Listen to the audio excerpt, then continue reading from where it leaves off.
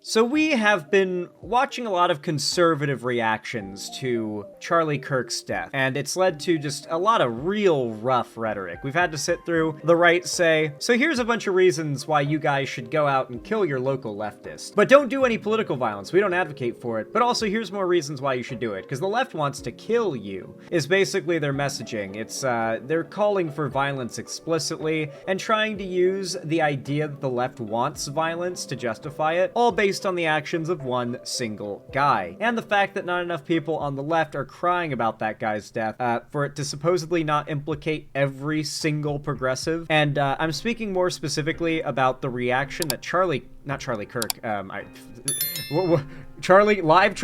reaction?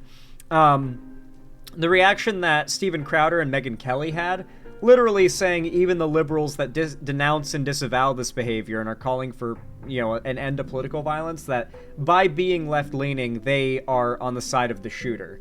And they are not an exception to the rhetoric that they've been saying about the left as of late.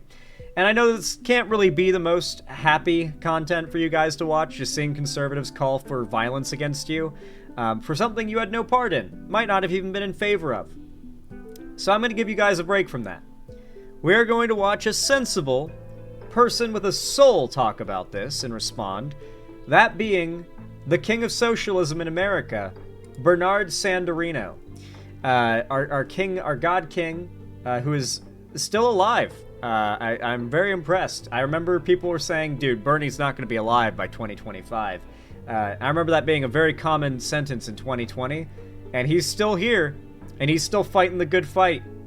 You know, he's old, but he's gold.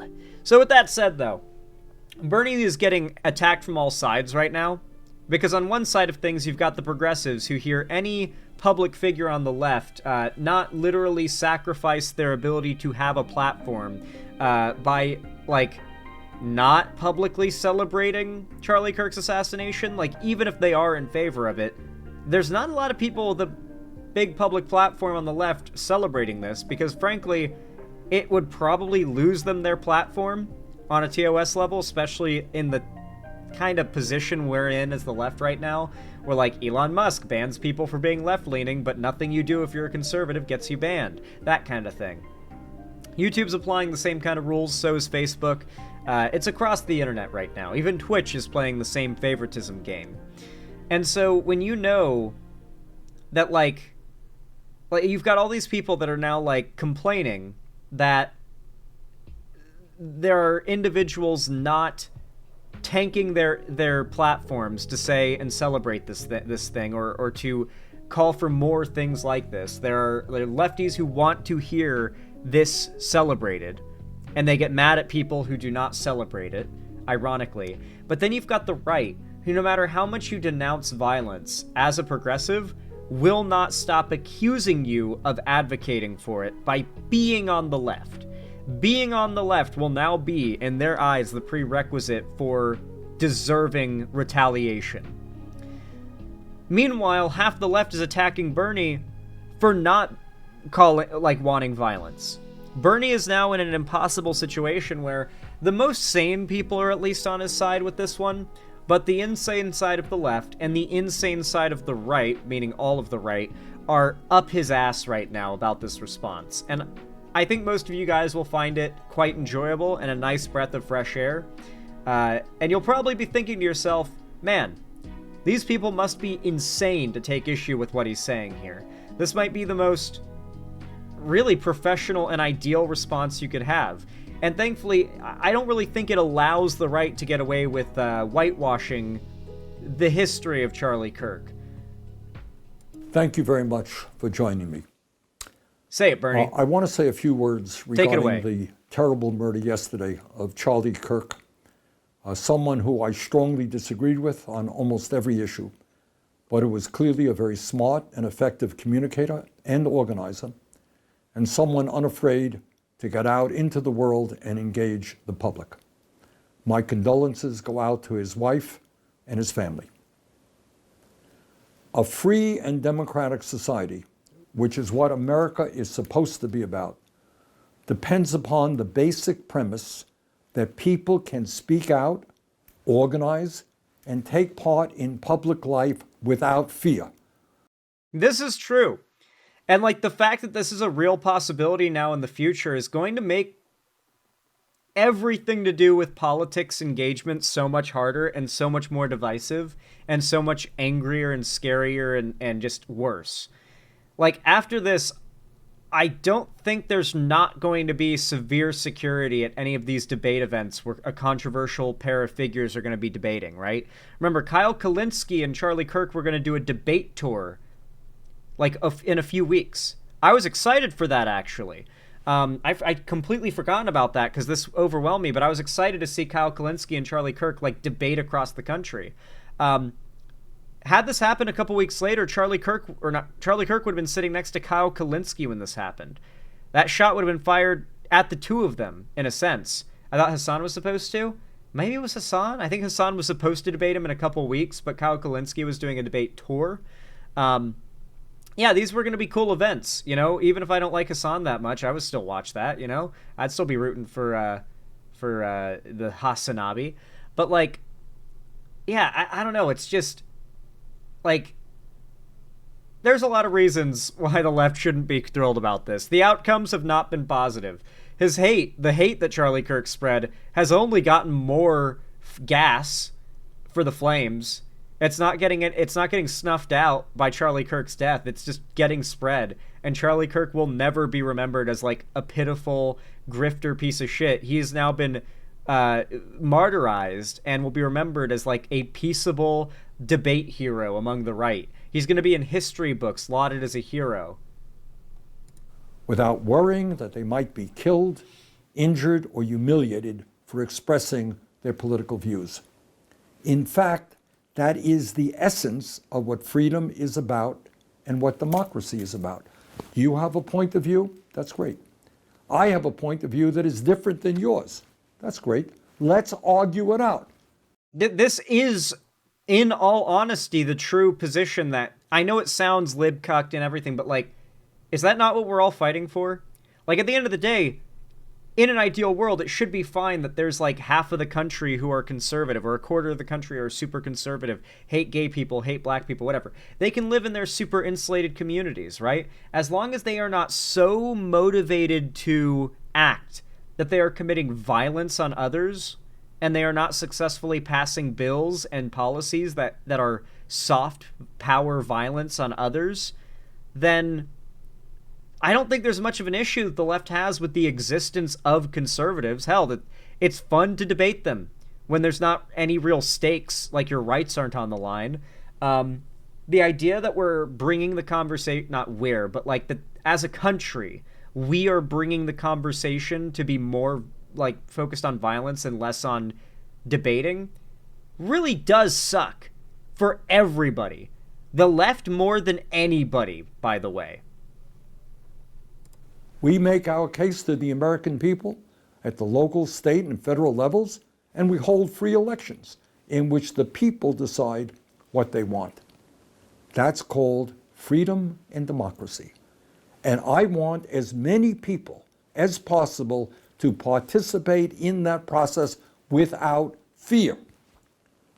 Freedom and democracy is not about political violence. It is not about assassinating public officials. It is not about trying to intimidate people who speak out on an issue. Political violence, in fact, is political cowardice. The sad thing is the right does not care about this extremely strong statement.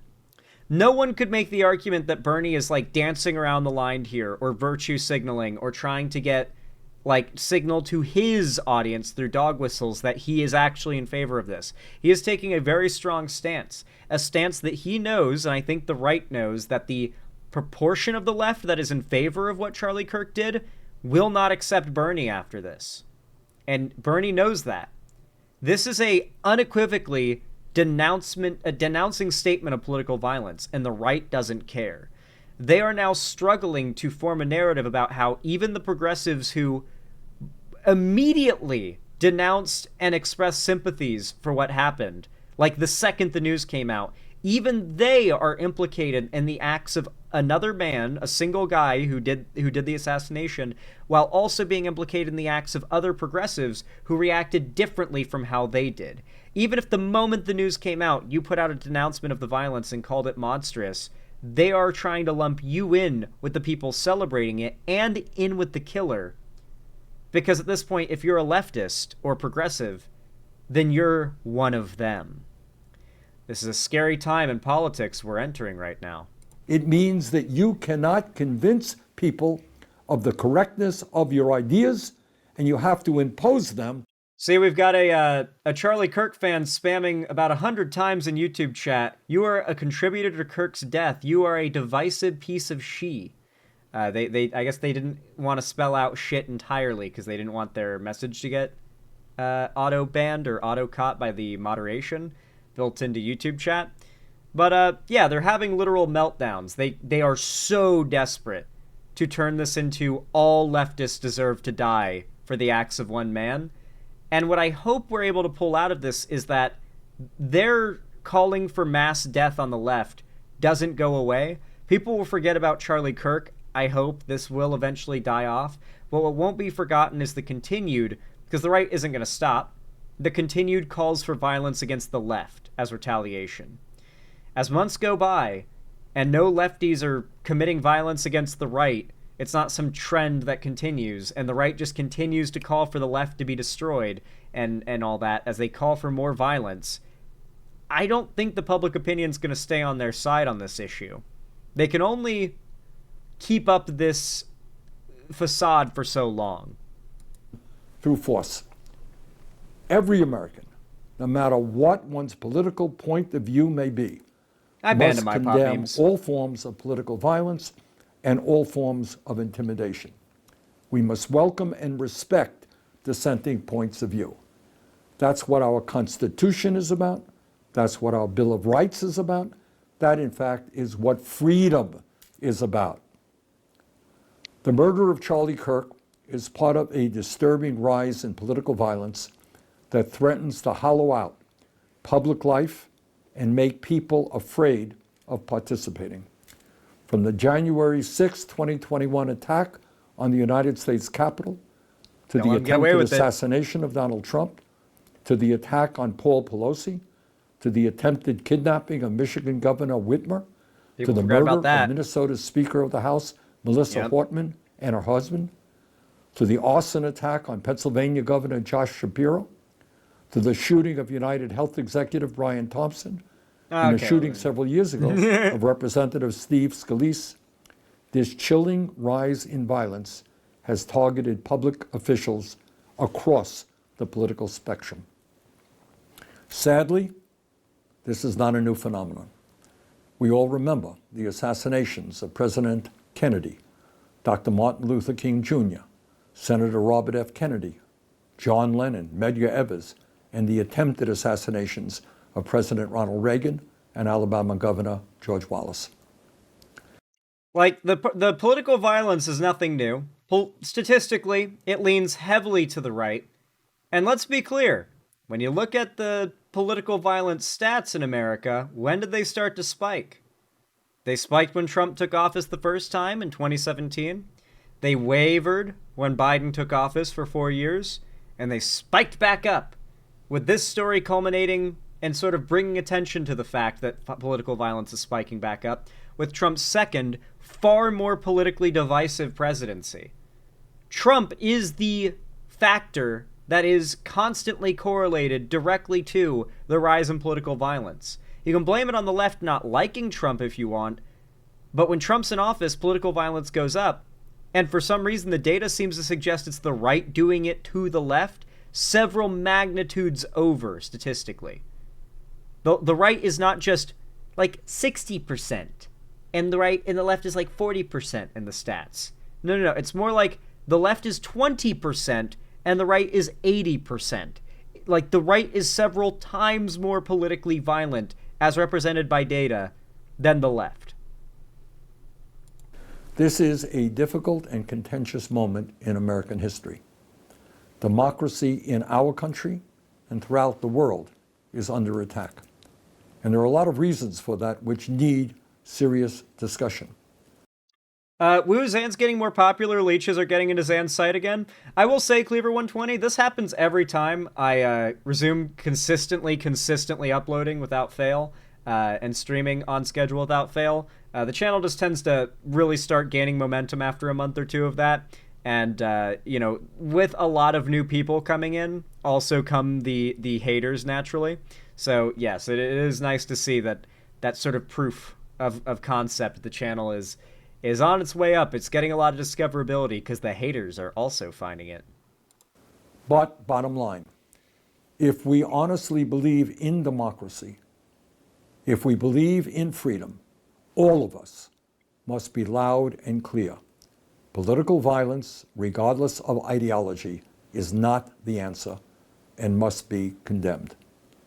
Thank you very much. Now, you can say that's like a cuck take to have, but keep in mind, our entire fundamental issue with the right currently is their calling for political violence. Even if it's like tongue-in-cheek sort of dog whistly, that's the main issue. Like, if they were just retarded and dumb, yeah, we'd be calling them out and we'd have issues with them, but it wouldn't be this divisive, you know?